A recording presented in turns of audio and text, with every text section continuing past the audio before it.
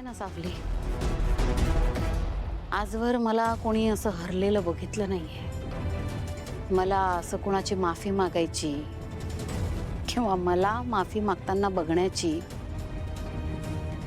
मलाही सवय नाहीये आणि इतरांनाही नाही। पण काय करणार, वेळ वाईट आहे ना माझी, नशीब साथ देत नाही। लोकांना वाटत असेल मला असं बघून की भैरवी आता हरलीये, कमकुवत झालीये, पण तसं नाहीये। आता उलट मी जास्त सावध झाले। लोकांना वाटत असेल की ते माझ्या माघारी काय करतायत, हे न कळणे इतकी मी गाफील आहे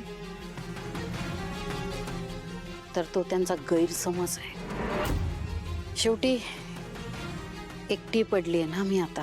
हे सगळं तुम्ही मला का बोलताय? मी काय केलंय? तू काय केलंयस काय नाही हे तुझं तुला माहित सावली। मी काही बोलत नाहीये त्यावर, पण काही लोकांनी माझ्या माघारी जी काय शोध मोहीम राबवली ना, ते दिसतंय मला। न कळण्या इतकी नक्कीच मी आंधळी नाही। हे बघ सावली, मी आता माझं एकटीने सरळ मार्गाने जायचं ठरवलंय आणि जातेही आहे। माझ्या परमेश्वराला ठाऊक आहे ते।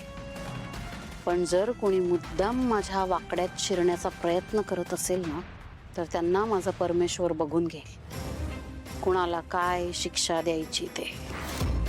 माझा त्यात काहीच सहभाग नसेल, सारं काही त्याच्या हातात।